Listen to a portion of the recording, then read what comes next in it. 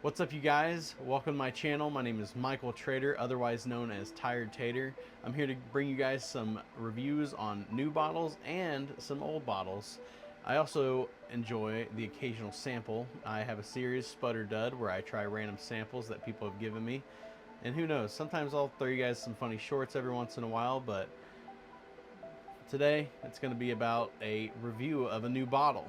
So this is one of Heaven Hill's newest releases, and one I was very excited about. This is Elijah Craig 15-year single barrel, and I can't tell you how excited I was for this when I saw the label on Coming Whiskey's Instagram.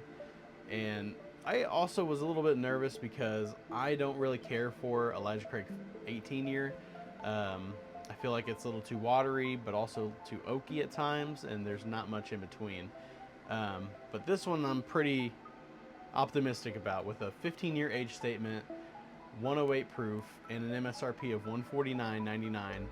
This hits that $10 per year mark, and I always look for that, as well as the proof being in the range that I typically enjoy.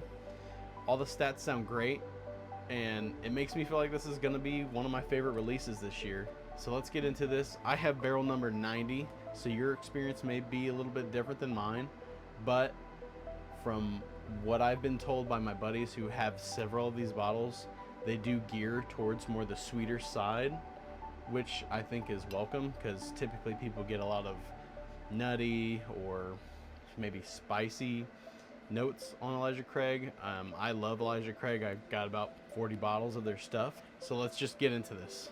This is Elijah Craig 15-year. The most important part about trying a new bottle is the cork pop. Sounds pretty nice. So as you guys know from watching my Sputter Dud series, I like to go into the nose first to introduce myself into the pour. So let's see how this one is. Okay, so on the nose, it's got a very prominent oak. It's full of baking spices, vanilla, kind of like a sugar cookie, almost a snickerdoodle. I get a slight, and I mean slight, cinnamon note. This thing is a powerhouse when it comes to the nose. I love it. It's just complex and just phenomenal. So I would give this, man, a solid 8.7 out of 10 on the nose. So enough about how it smells. I think we all know that the most important part about a bourbon and a whiskey is the taste. Let's try it out. Oh man. This is sweet, slightly oaky. It is incredibly crushable. I think at 108, it's a perfect proof for you to drink at any time of the day or night, or however your day's going. It's amazing. I would say that the nose favors more like of a darker profile, maybe some burnt sugars and spices, like I said. But then the palate kind of is the inverse of that. It's more light, sweet. It's not tannicky. There's heavy caramels, but not like a cube of caramel, like the caramels with the cream in the middle of it. It's got a very nice sweetness, but it's not necessarily confectionery or overly sweet. I think it's very well balanced, and this is dramatically different from any Elijah Craig single barrel that I've ever had, and it's a lot different than the Elijah Craig 18, which is awesome because I do not care for that bottle. So I enjoyed this a lot. I would give this a 7.5 out of 10. All right, now to the finish. So let me give it another taste before I really give you what I think.